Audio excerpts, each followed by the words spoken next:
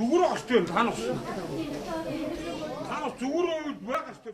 Үдшийн цагаар дүүргийн эмнэлгүүдэд согтуу агсан тавьсан иргэд эмч эмнэлгээр үйлчлүүлэх хэстийн аюулгүй байдал эрүүл ахуй тав тухыг эвдээд 3 жилийн нүр үзэж байна.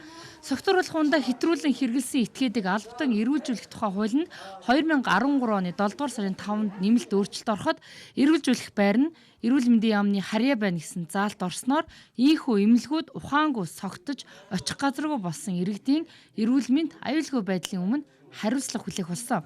Гэтэл хуулийн уг заалт хүнд өвчтний улмаас угаасаа ачааллаа дийлэх байсан эмнэлгүүдэд нэмэлт ачаалал авчирснаас гадна согтуу хүмүүс бие засах бөөлж хүзэгдэл түгээмэл гардаг учраас эмнэлгийн халдваргүйчлэлтийн асуудал цаашлаад эмч бусад өвчтний аюулгүй байдалч занал хийх асуудлыг бий болгоод байгаамаа. Үзэгчдээ бид яг энэ сэдвийг студид үргэлжлүүлэхээр сэтгэл судлалын үндэсний төвийн ерөнхий захирал Насан Цэнгэлийг зочноор ураад байна. Эмнэлгүүд эрүүлжүүлэхийн үүрэг гүйцэтгэсээр байх уу? Яг энэ асуултыг яг одоо байгууллага болгон шинжилгээний үйл ажиллагаа тэмдэглэж байгаа энэ үед танаа эмнэлгүүд дээр ачаал ямар байгаа та холбож асууя. Хүүхдүүд нь одоо хэвдэх тийм орон хүрэлцээ багтай эмнэлэг бол маш их ачаалтай ажиллаж байгаа. Эмчнэр бол уртссан цагаар ажиллаж байгаа. За энэ нөхцөлд бол яг энэ архит нь согтурсан тийм ээ. За энээсээ болоод согтсон иргэдийг авчирч ирж байгаа нь бол эмнэлэг үйлчлэгээний ажлыг бол маш их өндрүүлж байгаа. Мэдээж согтуугүй юм чи өөрийгөө хянах чадваргүй хүмүүс байгаа. Тэгэхээр эмнэлгийн байгууллагын ажилтнуудад аюулгүй байдлаас ахуулаад тийм үү ачааллаас гадна бусад асуудлууд байна. Ер нь архин дондох эмгэгтэй архагийн эмгэгтэй хүмүүс бол гол унтаа байдлаар согтдгийг. За гудамжинд унтцсан байх үед нь цагдаагийн байгууллагууд за тэгэл хүмүүс зарим нэг нь босод хүмүүс ч бас авчиж ирдэг. Эдгээр хурж ирэхлээр эмнэлгийн байгууллагад авчираад тавьчихаар нөгөөдөл нэг хэдэн минут унтна, босоод сэрнэ, тэгэнгүүтээ агсан согтуу тавих. За хүнд хөнгөнөөр бийцсах тийм ээ. Тэнд байгаа бүх эмнэлгийн дотоод журмыг алдагдуулаад энд үйлчлүүлж байгаа хүмүүсийн тав тухтай эмчлүүлэх нөхцөлийг алдагдуулаад байж байгаа нь бол маш эмгэгтэй. Ер нь бол эмнэлэг бол яг энэ эрүүлжүүлэх байраар бол дэлхийн улс оронд бол ажилтгүй маа. Тэгээ манайд л ийм байдал бол болчлоо. Уг нь бол цагдаагийн байгууллагын харьяанд нөгөө эрүүлжүүлэх, хуучин эрүүлжүүлэх хэвээр байгаач татан бугтаагүй. Тэр бол тусгаарлах байр нэрээр улсын хэмжээнд яг энэ тоо мэдээгөр бол баг 40 байр бол байдаг. За тэрний 10 байр нь бол Улаанбаатар хотод, 30 байр нь бол аймагуудад, зарим мандал ч юм уу, говь сүмбэр тийм ээ, хүн ихтэй сумуудад энэ бол байдгийн билээ зохицсон сум мэдэр. Тэр байр бол үйл ажиллагаагаа явуулж байгаа. За тэн дээр бол энд саатуулах байрны дарга эмчнэр байдаг. 16 эмч байдаг. За хуучин тоо мэдээс 100 гаруй бас бага эмчнэр бол энэ тусламж үйлчлэгээ үзүүлээд цагдаагийн байгууллагын харьяаны эмч эмнэлгийн ажилтнууд бол тэнд бол байт юм аа.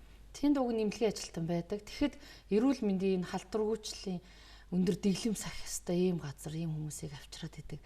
Хуулиараа бол уг нь яг агсан согтуу тавиад зөрчил гаргаад байгааг нь эрүүлжүүлэх рүү таны түрүүний хэлсэн шиг томото унтж байгааг нь эмнэлэг рүү гэж хуваарлаад идэг. Гэтэл томото унтах биш, ирээс ирээд та нарыг бас нөгөө л зөрчил гаргах нөхцөл байдлыг үүсгэж байгаа тийм үү?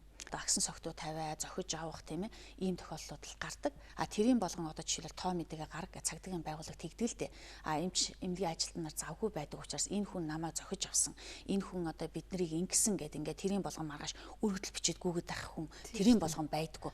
Нойргүй тэгээ айцтай хонж байгаа эмчээс бид нар өөр бусад өвчтнүүдийн жинхэнэ хүнд амь насны дээсэн дөрөөн дээр ирсэн хүмүүсийн амийг аврахыг шаардаад байгаа юм шүү дээ. Тий.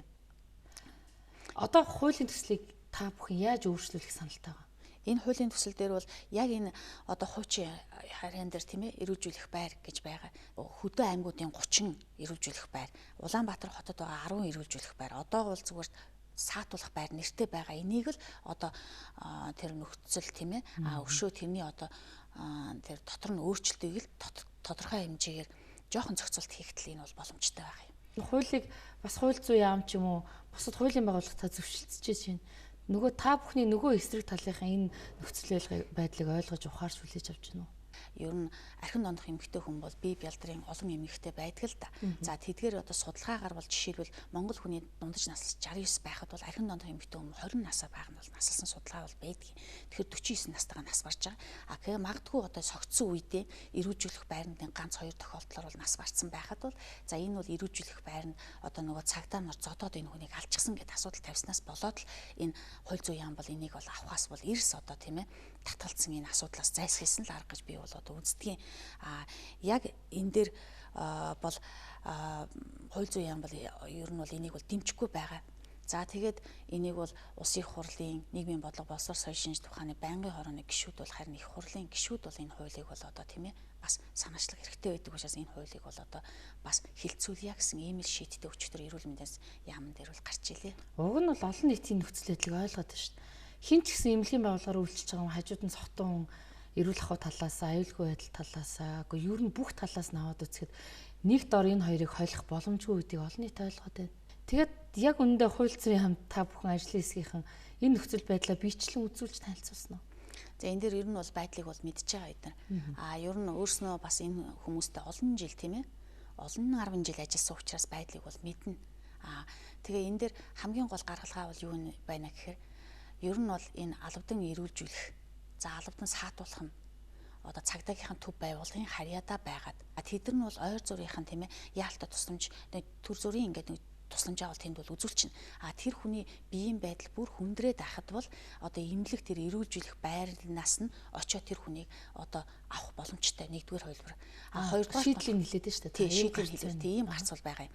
Тэгээд энэ албадан эрүүлжүүлэх саатуулах байранда өнөөдөр одоо орон гэрээ хаана байгаагаа мэдэхгүй байгаа хүмүүсийг амь насыг нь хамгаалах зорилгоор одоо нэг өснө тийм ээ одоо тэдний хөлтгөөс нь сэргийлээд тэнд нь одоо тодорхой хэдэн цагт байгаад согтуу нь гараад сэрхлээр нь одоо гаргаад явуулчих болцоо бол бас байгаа гэдгийг бол хэлье гэж бодож байна тийм. За баярлалаа. Бидний ярилцах цаг өндөрлөө. Үзэгчдээ бид эмнэлгүүд эрүүлжүүлэх хэвээр үлдэхүү гэсэн сэдвээр сэтгэл судлалын үндэсний зөвийн ерөнхий захирал Насан Цэнгэлтэй ярилцлаа. Цагийн үрдийн сэдвийг дараа дахин хөндлөнө.